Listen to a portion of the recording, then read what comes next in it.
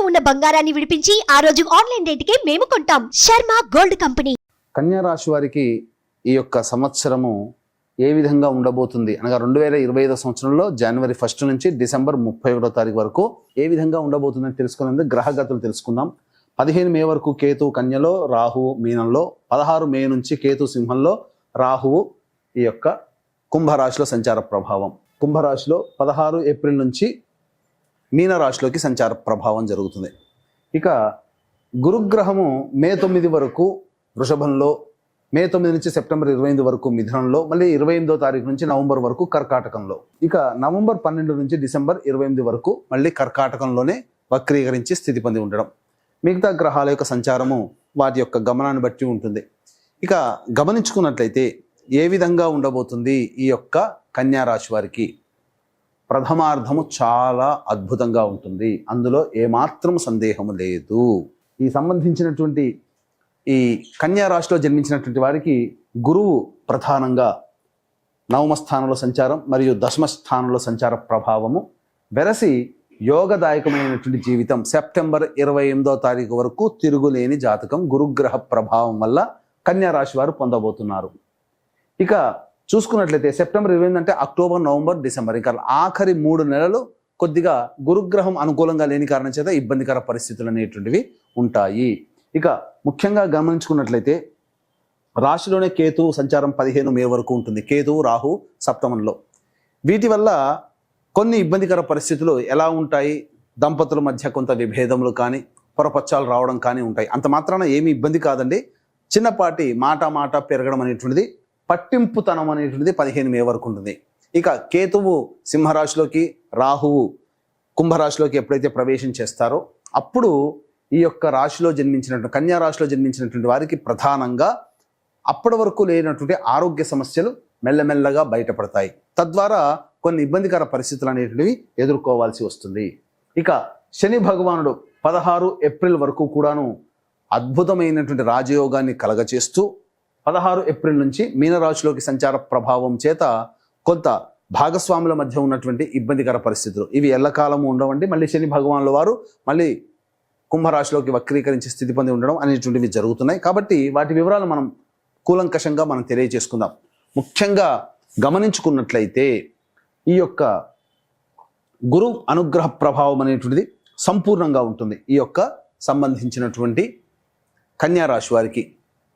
9 మే వరకు నవమ స్థానం, మళ్ళీ 9 మే నుంచి సెప్టెంబర్ 28 వరకు దశమ స్థానంలో సంచార ప్రభావం వెరసి ఈ యొక్క సెప్టెంబర్ 28 వరకు కూడా గురువు సంపూర్ణంగా అనుకూలంగా ఉంటాడు. మరి ఏ వృత్తుల్లో ఏ వ్యాపారం చేసే వాళ్ళకి బాగుంటుంది అంటే ఎడ్యుకేషనల్ బిజినెస్ రంగంలో ఉన్నటువంటి వారు, జ్యువెలరీ బిజినెస్ రంగంలో ఉన్నటువంటి వారు, ఫుడ్ ప్రాసెసింగ్ ఫుడ్కి సంబంధించినటువంటి రంగంలో ఉన్నటువంటి వారు, రెస్టారెంట్స్, హోటల్స్, జనరల్ స్టోర్స్, అలాగే ఈ సూపర్ మార్కెట్లు నడిపేటువంటి వాళ్ళు, పూజా స్టోర్స్ నడిపేటువంటి వాళ్ళు, అలాగే తీర్థయాత్రలు నడిపేటువంటి వాళ్ళకి అద్భుతమైనటువంటి యోగదాయకం, ధనాదాయం చాలా చక్కగా ఉంటుంది. అవసరానికి మించినటువంటి ఖర్చులు ఉన్నా ఆ ఖర్చులకి మించి ఆదాయం లభిస్తుంది. రాని బాకీలు ఈ యొక్క కన్యా రాశి వారికి సెప్టెంబర్ 28 తారీఖు వరకు కూడా అద్భుతంగా ఉంటాయి. కాబట్టి రాని బాకీలు వసూలు చేసుకోగలుగుతారు. వ్యాపార విస్తరణకి అనుకూలమైనటువంటి సమయంగా చెప్పబడి ఉంటుంది. ఇటు శని గారు, గురువు గారు ఇద్దరు కూడా యోగించాలి అనుకున్నప్పుడు 16 ఏప్రిల్ లోపల అనగా జనవరి 1 నుంచి 16 ఏప్రిల్ లోపల మీరు అనుకున్నటువంటి పనులన్నీ కూడాను పూర్తి చేయాలనే సంకల్పంతో ముందడుగు వేసి ప్రయత్నం చేయండి. పనులన్నీ కూడా వాటంతట అవే చక్కగా ముందుకు సాగుతాయని చెప్పవచ్చు. ఇక ఈ 16 ఏప్రిల్ నుంచి అక్టోబర్ 9 వరకు మీనరాశిలోకి సంచారం చేస్తుంటాడు. కానీ జూలై 8న మీనంలోనే వక్రీకరించి ఉన్నాడు. కాబట్టి ఏప్రిల్ 16 నుంచి జూలై 8 వరకు మాత్రము మీకు ధనపరమైనటువంటి సమస్యలు శనివారి వల్ల కలుగుతాయి. కాబట్టి జాగ్రత్తలు పడండి. గురువు శాంతం అనుకూలిస్తున్నాడు, పనులలో అనుకూలతనిస్తున్నాడు, కానీ ధనపరంగా కొన్ని ఇబ్బందికర పరిస్థితులు శని గారు ఏప్రిల్ 16 నుంచి జూలై 8 వరకు ఉంటుంది. మళ్ళీ జూలై 8 నుంచి అక్టోబర్ 10వ తారీఖు వరకు కూడా ఇక్కడ ప్రధానంగా అద్భుతమైనటువంటి స్థితిగతులు అనేటువంటివి ఉంటాయి. కాబట్టి ఈ ఏప్రిల్ 16 నుంచి జూలై 7 వరకు ఉండేటువంటి సమయం మాత్రమే గడ్డు కాలమైనటువంటి సమయం. ఇక ఈ సంబంధించినటువంటి ఆయిల్స్ రంగంలో ఉన్నటువంటి వాళ్ళకి అనగా నూనె పదార్థాలు, ఎడిబుల్ ఆయిల్స్, అలాగే పెట్రోల్ బంకులు, ఇటువంటివన్నీ నడిపేటువంటి వాళ్ళకి, అనగా ఐరన్ బిజినెస్ చేసుకునేటువంటి వాళ్ళకి అందరికీ కూడాను ఈ సంబంధించినటువంటి ఏప్రిల్ 16 వరకు యోగదాయకంగా ఉంటుందని చెప్పవచ్చు. ఇక ఈ రాశిలో జన్మించినటువంటి రాజకీయ నాయకులకి చక్కగా కొంతమేర ఎక్కువగా కష్టపడితే పదవి లభించే అవకాశాలు గోచరమవుతున్నాయి. నామినేటెడ్ పదవిలోనైనా కానీ ఉండగలుగుతారు. ఉద్యోగస్తులకి ప్రధానంగా గమనించుకున్నట్లయితే ఈ కన్యా రాశిలో జన్మించినటువంటి వారికి ప్రధానంగా ఫిబ్రవరి 11 నుంచి మార్చి 12వ తారీఖు వరకు ఉన్నటువంటి సమయం అద్భుతమైన సమయం. నిరుద్యోగస్తులకి ఉద్యోగం లభిస్తుంది. ఉద్యోగంలో ప్రమోషన్స్ వాటికి సంబంధించినటువంటి సూచనప్రాయమైనటువంటి ఆదేశాలు ఫిబ్రవరి 12 నుంచి మార్చి 12 వరకు ఏర్పడబోతున్నాయి. ఇక జూన్ 14వ తారీఖు నుంచి ఆగస్టు 16వ తారీఖు మధ్య కాలంలో కేంద్ర రాష్ట్ర ప్రభుత్వ ఉద్యోగుల్లో పనిచేసేటువంటి వాళ్ళకి ప్రమోషన్స్తో కూడుకున్నటువంటి బదిలీలు ఏర్పడబోతున్నాయి.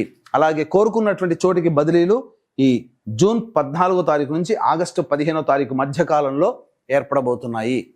అలాగే ప్రైవేట్ రంగంలో ఉన్నటువంటి వారికి, నిరుద్యోగస్తులకి ఉద్యోగం లభిస్తుంది. ప్రైవేట్ రంగంలో పనిచేసేటువంటి వాళ్ళకి అధికారుల యొక్క అండదండలు కలిగి మీకు ప్రమోషన్స్ పొందేటువంటి స్థాయి ఉంటుంది.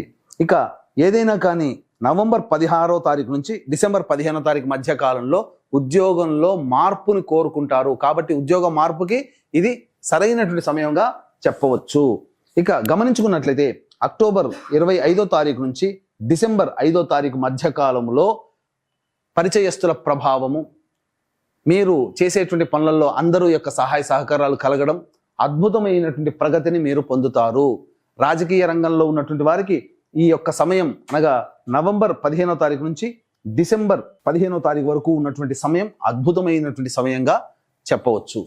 ఇక ఈ యొక్క కన్యా రాశిలో జన్మించినటువంటి రైతులకి, రియల్ ఎస్టేట్ రైతులకి 2 రకాల పంటలు అధిక లాభదాయకంగా ఉంటాయి. రియల్ ఎస్టేట్ వ్యాపారస్తులకి ఏప్రిల్ 16వ తారీఖు వరకు కొత్త ప్రాజెక్టులు చేయడం అన్ని రకాలుగా యోగదాయకంగా ఉంటుంది.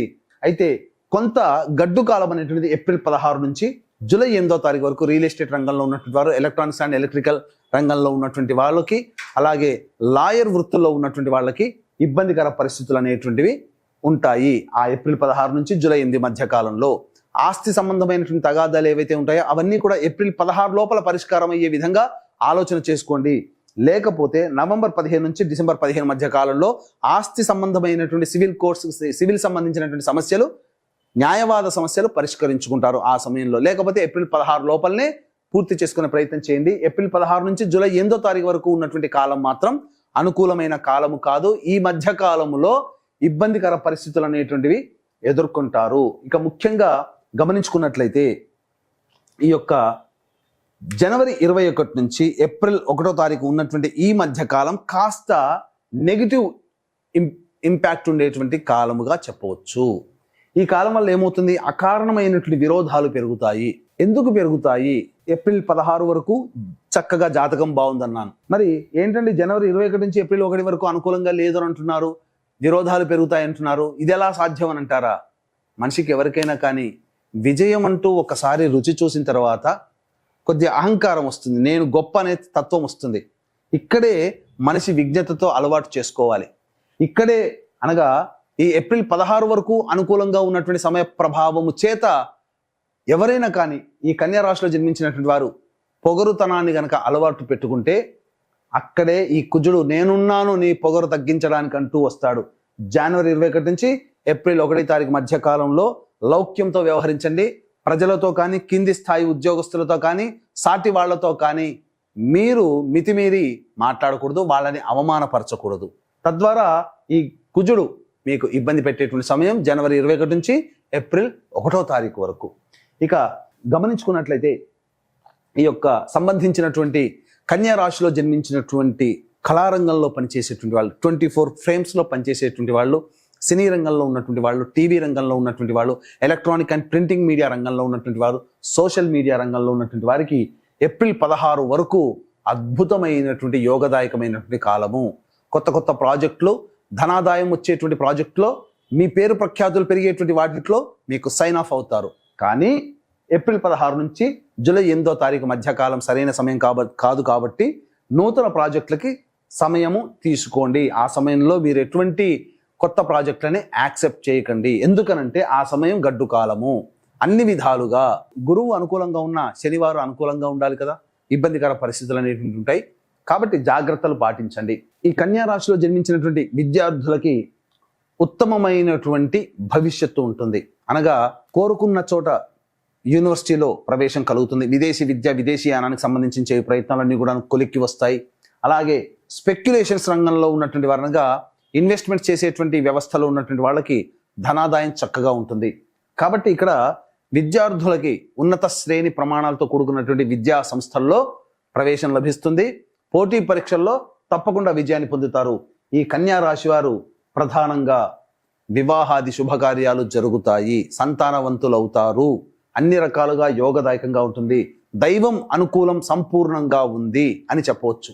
ఈ కన్యా రాశిలో జన్మించినటువంటి స్త్రీలకి కూడా యోగదాయకమైనటువంటి జీవితాన్ని గడుపుతారు. ఇంట్లో మాట విలువ పెరుగుతుంది. మీరు తీసుకునేటువంటి నిర్ణయాలు కుటుంబ సభ్యులు అందరూ కూడా హర్షిస్తారు. అలాగే మీకు ప్రధానంగా గృహోపకరణాలు కొనుగోలు చేయడం కానీ, లేదా గృహ మార్పులు కానీ, వాహన కొనుగోలు, గృహ కొనుగోలుకు సంబంధించినటువంటి మీ పేరు మీద స్థిర చరాస్తుల్ని కన్యా రాశిలో జన్మించినటువంటి స్త్రీలు నిలుపుకోగలుగుతారు. సంతాన ప్రాప్తి కలుగుతుంది. అలాగే వివాహాలు కూడా అనుకున్నటువంటి సమయానికి 2025 సంవత్సరంలో కన్యా రాశిలో వాళ్ళకి వివాహం జరిగి తీరుతుంది. ఇందులో సందేహం లేదు. ఇక ఆరోగ్యం గురించి చూసుకున్నట్లయితే ప్రధానంగా ఈ సంబంధించినటువంటి రాహుకేతుల యొక్క ప్రభావమే అధికంగా గోచరమవుతుంది. కావున ముఖ్యంగా ఈ యొక్క కన్యా రాశిలో జన్మించినటువంటి వారికి కిడ్నీ సంబంధమైనటువంటి వ్యాధులు కానీ, లేకపోతే మెడ నరాలు సంబంధించి, అలాగే ఈ సంబంధించినటువంటి వెన్నుముకకు సంబంధించినటువంటి ప్రాబ్లమ్స్ కానీ ఎరైజ్ అయ్యేటువంటి అవకాశాలు గోచరమవుతున్నాయి. జాగ్రత్తలు పాటించండి. ఇక విపరీతమైనటువంటి తలనొప్పి అనగా మైగ్రేన్ అనేటువంటిది ఏర్పడే అవకాశాలు కూడా అనారోగ్యపరంగా ఈ యొక్క కన్యా రాశిలో జన్మించినటువంటి వారికి ఏర్పడేటువంటి అవకాశం గోచరమవుతుంది. కాబట్టి జాగ్రత్తలు పాటించండి. ఏది ఏమైనప్పటికీ కూడాను ఈ కన్యా రాశిలో ప్రధానంగా ఉత్తర 2, 3, 4 పాదాలు, హస్త 4 పాదాలు, చిత్త 1, 2 పాదాలు వెరసి ఈ కన్యా రాశిలో జన్మించినటువంటి వారి యొక్క నక్షత్రాలు, ఈ నక్షత్రాల్లో జన్మించినటువంటి వారు కన్యా రాశికి గురవుతారు. ఇక మీకు వివాహం అయితే గనక మీ భార్య లేదా భర్త మరియు మీ సంతానం యొక్క జాతక ప్రభావము, మరియు వివాహం కాకపోతే తల్లిదండ్రులు, తోడబుట్టిన వాళ్ళ యొక్క జాతక ప్రభావం కూడా మీ మీద ఇంపాక్ట్ చూపిస్తుంది. కాబట్టి ఈ యొక్క 2025 సంవత్సరంలో మీ యొక్క రెజల్యూషన్స్ అంటే మీ సంకల్పాలన్నీ కూడాను జరగాలి, ఆరోగ్యం బాగుండాలి, మంచిగా స్థిరపడాలనేటువంటి సదుద్దేశంతో జాతకరీత్యా కలుగు విద్య, వివాహ, ఉద్యోగ, దాంపత్య, సంతాన, అనారోగ్య సమస్యలు మరియు గోచార రీత్యా శని భగవాన్ల వారు 12 రాశులకి ఇబ్బంది పెట్టేటువంటి అవకాశాలు గోచరమవుతున్నాయి. కాబట్టి శనిదోష నివారణ పూజల్లో భాగంగా సర్వదోష నివారణ పూజలు, హోమాలు అనేటువంటివి అతి సామాన్య మానవుడు కూడా పాల్గొనే విధంగా ప్రతి నెల ఒక్కొక్క పుణ్యక్షేత్రంలో ఈ యొక్క కార్యక్రమాలు చేయించడం జరుగుతుంది. తదనంతరం వీడియోలు కూడా మీకు పంపించడం జరుగుతుంది. ఈ జనవరి 13వ తారీఖు రోజున శ్రీకాళహస్తిలో కానీ, శ్రీశైలంలో కానీ ఈ యొక్క బృహత్తర సంవత్సరం పాటు నిరవధికంగా మీ గోత్రనామాదులతో జరిగే కార్యక్రమానికి శ్రీకారం చుట్టబోతున్నాము. కాబట్టి అవకాశం ఉన్నవాళ్ళు కార్యక్రమ తదనంతరం కాంటాక్ట్ చేసి మీ గోత్రనామాదులు నమోదు చేసుకోవచ్చు. అలాగే తండ్రి వైపు 6 తరాలు, తల్లి వైపు 3 తరాలు, భర్త వైపు 6 తరాలు, భార్య వైపు 3 తరాల్లో ఏవైనా దుర్మరణాలు ఉన్నా, liver failure, kidney failure, cancer రోగాలతో బాధపడుతున్నా, 60 సంవత్సరాల లోపల ఏ విధంగా చనిపోయినా ఇవన్నీ పితృదోషాలు లేదా పితృశాపాలు అంటారు. కాబట్టి ప్రతి నెల కూడా మన పీఠం ఆధ్వర్యంలో పితృదోష నివారణ కార్యక్రమాలు అనేటువంటి జరిపించడం జరుగుతుంది. అవకాశం ఉన్న వాళ్ళు కార్యక్రమ తదనంతరం కాంటాక్ట్ చేసి పూర్తి వివరాలు తెలుసుకోవచ్చు. సంవత్సరం పాటు జరిగేటువంటి సర్వదోష నివారణ పూజలు ఒక్కొక్క పుణ్యక్షేత్రంలో ఒక్కొక్క నెలలో చేయించడం జరుగుతుంది. వాటి వివరాలు కూడా మీరు తెలుసుకోవచ్చు. ఈ కన్యా రాశిలో జన్మించినటువంటి వారు ప్రతిరోజు దత్త అష్టకము, కాలభైరవాష్టక పారాయణం రోజుకి 3 సార్లు పఠించాలి. ఇక వీలు కుదిరినప్పుడల్లా దుర్గా దేవాలయాన్ని సందర్శనం చేయడం చాలా ఉత్తమం.